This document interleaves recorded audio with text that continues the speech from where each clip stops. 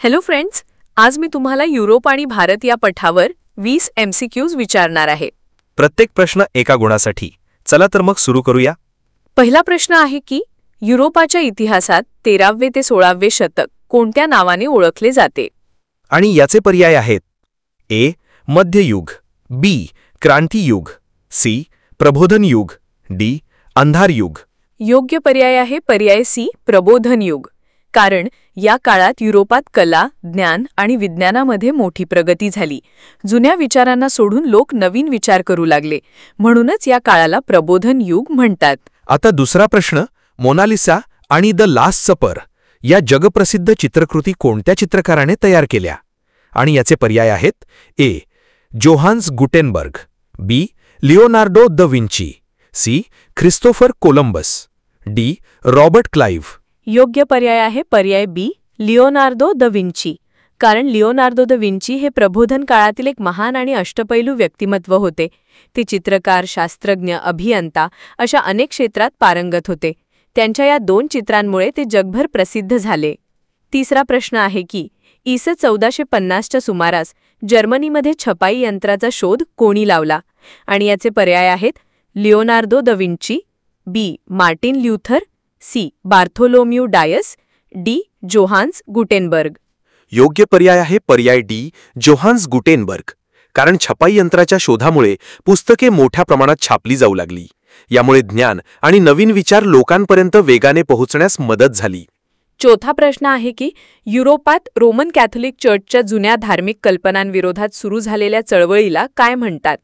आणि याचे पर्याय आहेत: ए. प्रबोधन चळवळ, बी. धर्मसुधारणा चळवळ, सी. औद्योगिक क्रांती, डी. वैचारिक क्रांती. योग्य पर्याय आहे पर्याय बी, धर्मसुधारणा चळवळ. कारण काही धर्मगुरू लोकांच्या अज्ञानाचा फायदा घेऊन त्यांना धर्माच्या नावावर लुबाडत होते. या चुकीच्या गोष्टींविरोधात लोकांनी आवाज उठवला. या चळवळीलाच धर्मसुधारणा चळवळ म्हणतात.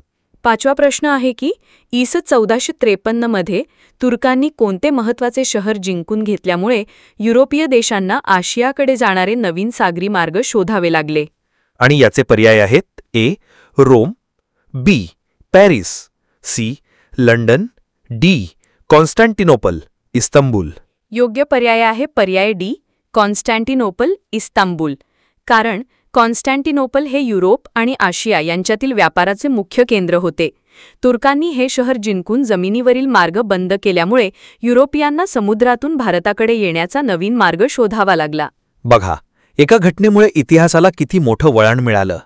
जर तुम्हाला हा भाग व्यवस्थित समजला असेल आणि आमची शिकवण्याची पद्धत आवडत असेल तर मित्रांनो, या व्हिडिओला एक लाईक नक्की करा.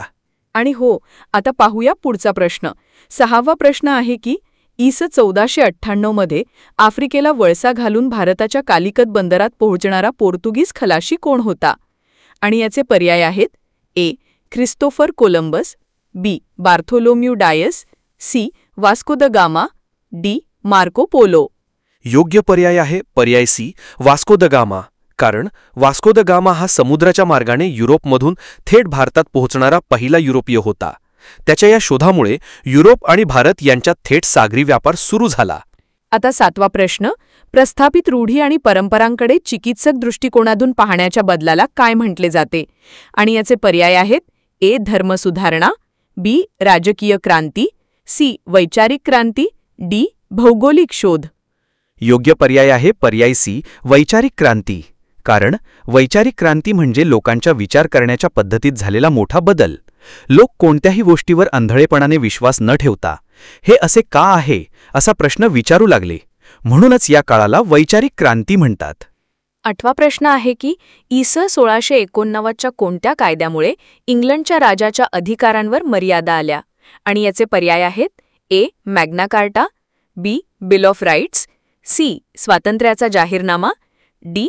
पिट्स इंडिया कायदा. योग्य पर्याय आहे पर्याय बी, बिल ऑफ राईट्स. कारण बिल ऑफ राईट्स या कायद्यामुळे राजाची मनमानी संपली आणि संसदेचे म्हणजेच पार्लमेंटचे महत्त्व वाढले. हा लोकशाहीच्या विकासातील एक महत्त्वाचा टप्पा होता. 9वा प्रश्न आहे की अमेरिकेच्या स्वातंत्र्य युद्धाचे नेतृत्व कोणी केले? आणि याचे पर्याय आहेत: A. Abraham Lincoln, B. Thomas Jefferson, C. George Washington, D. Lord Cornwallis. योग्य पर्याय आहे पर्याय सी, जॉर्ज वॉशिंग्टन. कारण इंग्लंडच्या अन्यायी करांविरुद्ध अमेरिकेतील वसाहतींनी जॉर्ज वॉशिंग्टन यांच्या नेतृत्वाखाली लढा दिला आणि स्वातंत्र्य मिळवले. तेच अमेरिकेचे पहिले राष्ट्राध्यक्ष बनले. आता 10वा प्रश्न. फ्रेंच राज्यक्रांतीने जगाला कोणती 3 मूल्य दिली? आणि याचे पर्याय आहेत ए. सत्य, अहिंसा, शांती, बी. स्वातंत्र्य, समता, बंधुता, सी. सेवा, त्याग, सहकार्य, डी. व्यापार, उद्योग, नफा. योग्य पर्याय आहे पर्याय बी, स्वातंत्र्य, समता आणि बंधुता. कारण इ.स. 1789 मध्ये फ्रेंच राज्यक्रांतीने संपूर्ण जगाला स्वातंत्र्य, समता आणि बंधुता यासारखे महत्त्वाचे विचार दिले, जे आज अनेक देशांच्या संविधानाचा आधार आहेत. स्वातंत्र्य, समता, बंधुता किती महान विचार आहेत हे. याच विचारांनी संपूर्ण जगाला प्रेरणा दिली. तुम्हालाही हे महत्त्वाचे विचार तुमच्या मित्रांपर्यंत पोहोचवायचे असतील तर हा व्हिडिओ त्यांच्यासोबत नक्की शेअर करा. बरोबर. आता पुढचा प्रश्न पाहूया. 11वा प्रश्न आहे की 18व्या शतकात बाष्पशक्तीवर चालणाऱ्या यंत्रांमुळे उत्पादनात झालेल्या मोठ्या बदलाला काय म्हणतात? आणि याचे पर्याय आहेत ए. फ्रेंच राज्यक्रांती, बी. अमेरिकन स्वातंत्र्ययुद्ध, सी. औद्योगिक क्रांती, डी. प्रबोधन युग. योग्य पर्याय आहे पर्याय सी, औद्योगिक क्रांती. कारण हाताने वस्तू बनवण्याऐवजी वाफेच्या इंजिनावर चालणाऱ्या मोठ्या यंत्रांनी कारखान्यात उत्पादन सुरू झाले. यामुळे उत्पादन खूप वाढले. यालाच औद्योगिक क्रांती म्हणतात. 12वा प्रश्न आहे की औद्योगिक क्रांतीमुळे कोणत्या देशाला जगाचा कारखाना असे म्हटले जाऊ लागले? आणि याचे पर्याय आहेत A. France, B. Germany, C. America, D. England. योग्य पर्याय आहे पर्याय डी, इंग्लंड. कारण औद्योगिक क्रांतीची सुरुवात इंग्लंडमध्ये झाली आणि तेथे इतके प्रचंड उत्पादन होऊ लागले की इंग्लंडला जगाचा कारखाना अशी ओळख मिळाली. 13वा प्रश्न आहे की एका देशातील लोकांनी दुसऱ्या भूप्रदेशात वस्ती करून त्यावर राजकीय वर्चस्व प्रस्थापित करणे म्हणजे काय? आणि याचे पर्याय आहेत ए. साम्राज्यवाद, बी. भांडवलशाही, सी. वसाहतवाद, डी. लोकशाही. योग्य पर्याय आहे पर्याय सी, वसाहतवाद. कारण जेव्हा एखादा शक्तिशाली देश दुसऱ्या कमकुवत प्रदेशावर ताबा मिळवून तिथे आपले राज्य स्थापन करतो, तसे इंग्रजांनी भारतात आपल्या वसाहती स्थापन केल्या. 14वा प्रश्न आहे की भारतात व्यापार करण्यासाठी इ.स. 1600 मध्ये इंग्रजांनी स्थापन केलेल्या कंपनीचे नाव काय होते? आणि याचे पर्याय आहेत A. Dutch East India company, B. French East India company, C. Portuguese East India company, D. British East India company. योग्य पर्याय आहे पर्याय D, British East India company. कारण इंग्लंडमधील व्यापारी एकत्र येऊन भारतासोबत आणि पूर्वेकडील देशांसोबत व्यापार करण्यासाठी ब्रिटिश ईस्ट इंडिया कंपनीची स्थापना केली होती. 15वा प्रश्न आहे की भारतातील व्यापारी स्पर्धेत इंग्रज आणि फ्रेंच यांच्यात झालेल्या 3 युद्धांना काय म्हणतात? आणि याचे पर्याय आहेत ए. प्लासीची लढाई, बी. बक्सारची लढाई, सी. कर्नाटक युद्ध, डी. पानिपतची युद्धे. योग्य पर्याय आहे पर्याय सी, कर्नाटक युद्धे. कारण भारतातील व्यापारावर ताबा मिळवण्यासाठी इंग्रज आणि फ्रेंच यांच्यात मोठी स्पर्धा होती. त्यांच्यात मुख्यतः कर्नाटक परिसरात 3 युद्धे झाली, जी कर्नाटक युद्धे म्हणून ओळखली जातात. 16वा प्रश्न आहे की इ.स. 1757च्या प्लासीच्या लढाईत इंग्रजांनी कोणाच्या मदतीने सिराजुद्दौलाचा पराभव केला?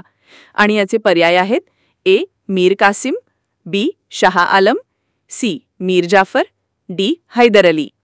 योग्य पर्याय आहे पर्याय सी, मीर जाफर. कारण सिराजुद्दौलाचा सेनापती मीर जाफर याला इंग्रजांनी नवाब पदाचे आमिष दाखवले. लढाईच्या वेळी मीर जाफरच्या सैन्याने भाग घेतला नाही, त्यामुळे सिराजुद्दौलाचा सहज पराभव झाला. मित्रांनो, इतिहासातून आपल्याला खूप काही शिकायला मिळतं. आपल्या चुकांमधून शिकूनच आपण पुढे जाऊ शकतो. असेच इतिहासाचे महत्त्वाचे धडे सोप्या भाषेत समजून घेण्यासाठी आपल्या चॅनलला सबस्क्राईब करायला विसरू नका. बरोबर. आता पुढचा प्रश्न पाहूया. 17वा प्रश्न आहे की कोणत्या लढाईनंतर इंग्रजांना बंगाल प्रांतात महसूल गोळा करण्याचा दिवाणी अधिकार मिळाला? आणि याचे पर्याय आहेत ए. प्लासीची लढाई, बी. बक्सारची लढाई, सी. कर्नाटक युद्ध, डी. म्हैसूर युद्ध. योग्य पर्याय आहे पर्याय बी, बक्सारची लढाई. कारण इ.स. 1764 मध्ये झालेल्या बक्सारच्या लढाईनंतर इंग्रजांना बंगालचा महसूल म्हणजेच कर गोळा करण्याचा कायदेशीर अधिकार मिळाला. यामुळे भारतातील त्यांची सत्ता खऱ्या अर्थाने सुरू झाली. 18वा प्रश्न आहे की म्हैसूरच्या कोणत्या शासकाचा इ.स. 1799 मध्ये श्रीरंगपट्टम येथे इंग्रजांशी लढताना मृत्यू झाला? आणि याचे पर्याय आहेत A. Hyder Ali, B. Tipu Sultan, C. Mir Qasim, D. Ranjit Singh. योग्य पर्याय आहे पर्याय बी, टिपू सुलतान. कारण टिपू सुलतान हा म्हैसूरचा एक शूर शासक होता. त्याने इंग्रजांना कळवा विरोध केला. श्रीरंगपट्टमच्या शेवटच्या युद्धात लढता लढता तो मरण पावला आणि म्हैसूर इंग्रजांच्या ताब्यात गेले. 19वा प्रश्न आहे की इंग्रजांनी सिंध प्रांत कोणत्या वर्षी जिंकून घेतला आणि याचे पर्याय आहेत ए 1757, बी 1764, सी 1818, डी 1843. योग्य पर्याय आहे पर्याय डी 1843. कारण रशिया भारतावर अफगाणिस्तानातून आक्रमण करेल अशी भीती इंग्रजांना वाटत होती. अफगाणिस्तानाकडे जाणारे मार्ग सिंधूमधून जात असल्यामुळे त्याचे महत्त्व ओळखून इंग्रजांनी 1843 साली सिंधवर ताबा मिळवला. आणि आता शेवटचा 20वा प्रश्न. महाराजा रणजित सिंहांच्या मृत्यूनंतर पंजाबमध्ये इंग्रजांनी कोणाचा पराभव करून पंजाब आपल्या राज्याला जोडले? आणि याचे पर्याय आहेत ए मराठ्यांचा, बी मुघलांचा, सी शिखांचा, डी निजामाचा. योग्य पर्याय आहे पर्याय सी शिखांचा. कारण रणजित सिंहांच्या मृत्यूनंतर पंजाबमध्ये अस्थिरता निर्माण झाली. इंग्रजांनी याचा फायदा घेऊन 2 युद्धे केली. दुसऱ्या शीख इंग्रज युद्धात शिखांचा पराभव करून 1849 मध्ये पंजाबचा प्रदेश जिंकून घेतला. तर मित्रांनो, हे होते आपले युरोप आणि भारत या पाठावरचे 20 प्रश्न. तुम्हाला 20 पैकी किती गुण मिळाले हे तुमच्या नावासोबत कमेंट सेक्शनमध्ये आम्हाला नक्की सांगा.